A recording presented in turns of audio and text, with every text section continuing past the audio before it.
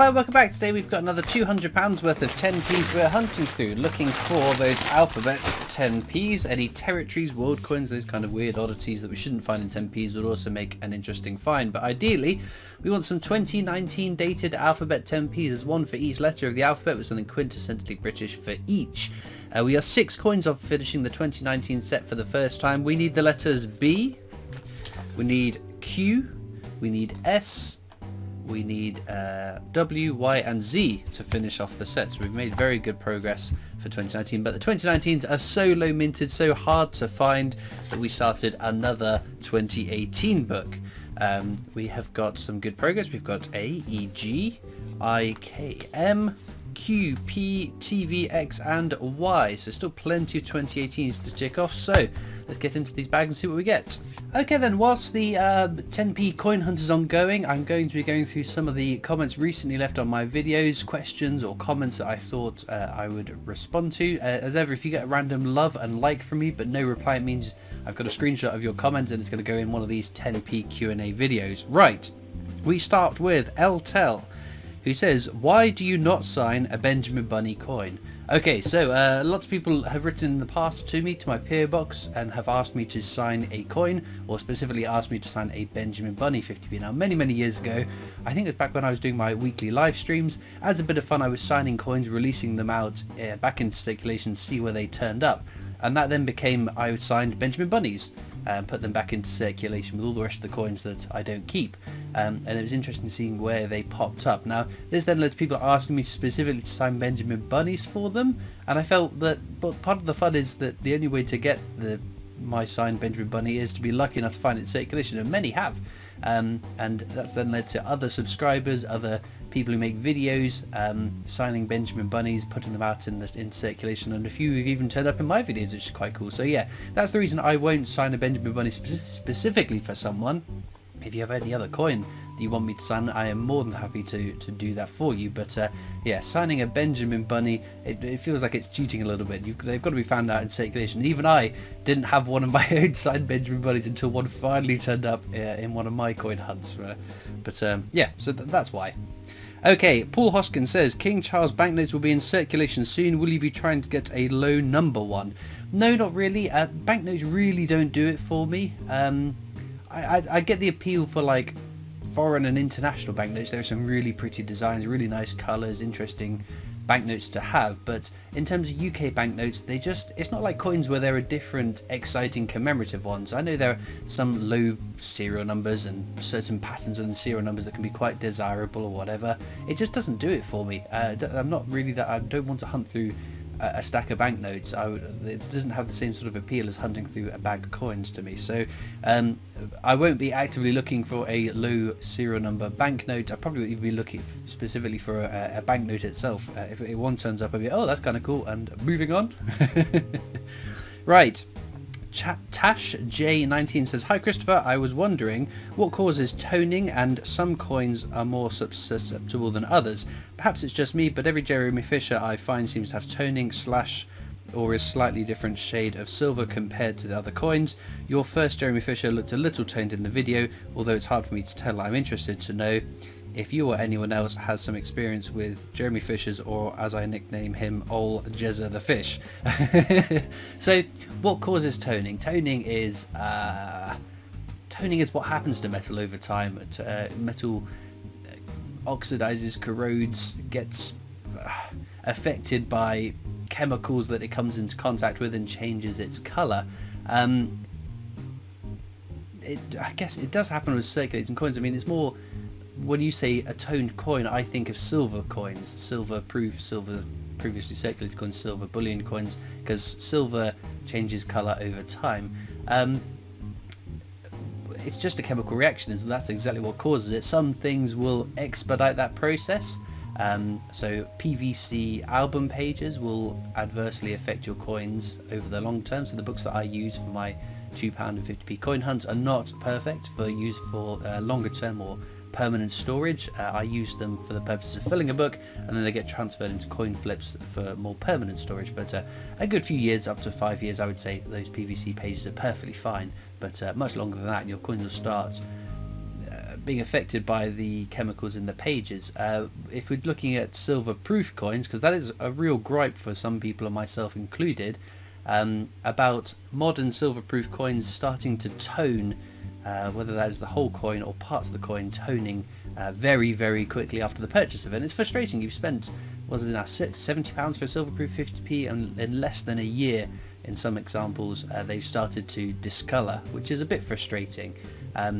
Lots of people say it's the black foam on the inside of the capsule. Some people say it's not the black foam, it's the white foam. Some people say it's this, it's that, it's the other, blah blah blah blah blah. No one has a consensus of opinion. Now, I have got coins in my collection that are in a variety of different raw mint capsules, whether it is £2 coins that have no foam, some with black foam, white foam on the 50p's, for example. And all examples are different to raw mint coins which have started toning. Now, my opinion, it's not so much about what's inside that capsule holding the coin in place. So I've been on the raw mint VIP tour. I've been to the big room where they strike brilliant uncirculated silver proofs, gold proof, and I've even struck my own gold. I think it was a gold BU coin, not a bullion, not a BU one.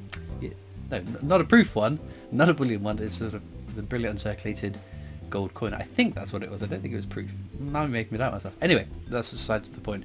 Now, it is just a great big room with just people striking coins, and then they're getting moved on trays over to a desk where they get put into packaging. Obviously, they use finger cots, so they use like little plastic gloves, so the oils and fingerprints and things don't transfer onto the coins.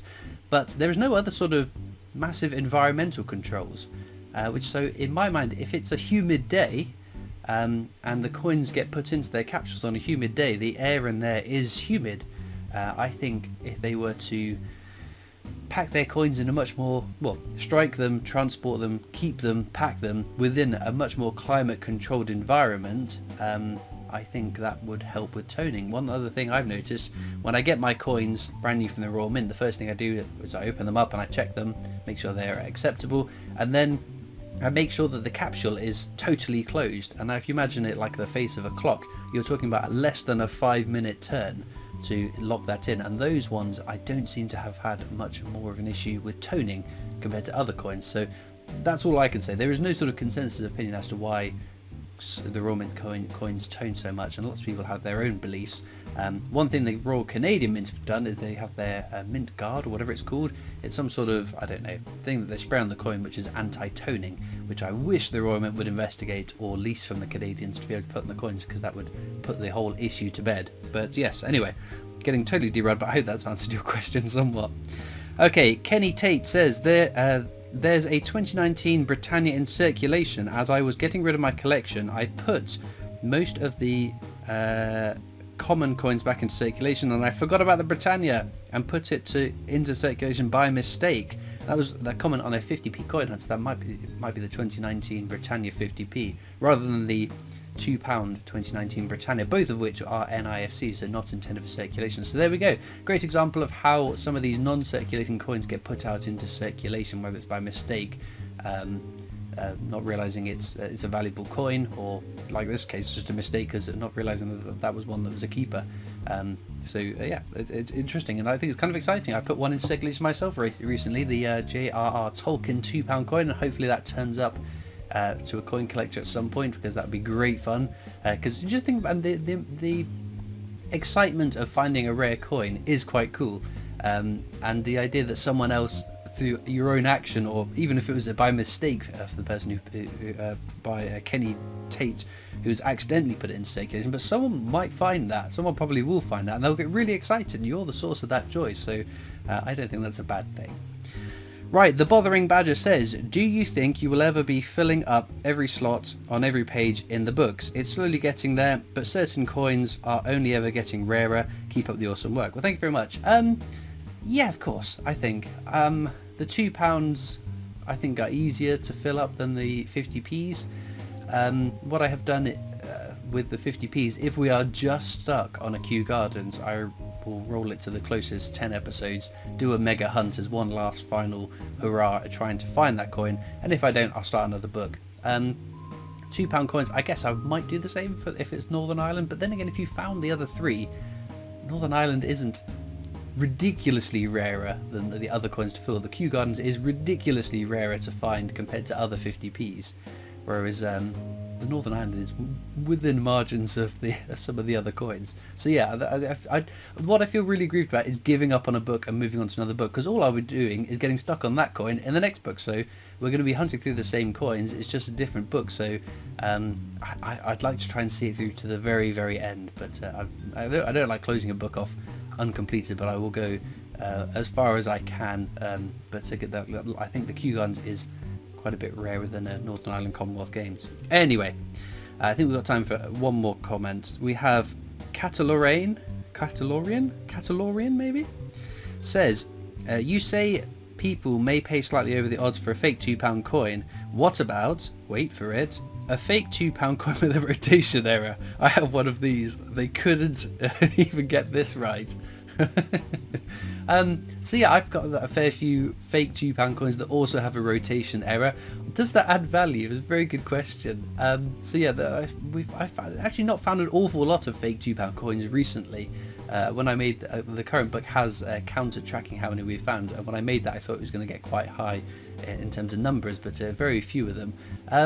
Do I think a rotation error on a fake £2 coin ups its value? Maybe. I don't know. I think it's probably I don't know. Would I pay more for a fake £2 coin with a rotation error? No. But then again, I wouldn't pay for a fake coin. So I think if there's somebody watching that likes fake coins, that has bought fake coins on purpose, not by mistake, if you've purposely bought a fake £2 coin for your collection, would you pay more for a fake £2 coin with an error? Is it an error? It's a fake coin. I don't know. Anyway, if it's got a rotation error, would you pay more for that fake coin? I'd love to know in the comments. Anyway, that being said, let's get back to the coins. So there we go, all the finds from today. Unfortunately no alphabet 10p's, but we did get 5 interesting coins. 2 from Guernsey, both from 1992. Always welcome finds. And then some from Jersey, so I think we had a bit of a range of dates. 92 again, 2002, 2012. Oh, how bizarre is that? 10 years apart, each coin. Very, very nice. Well, sadly no alphabet 10p's, but as I keep saying, they are so low minted, so hard to find.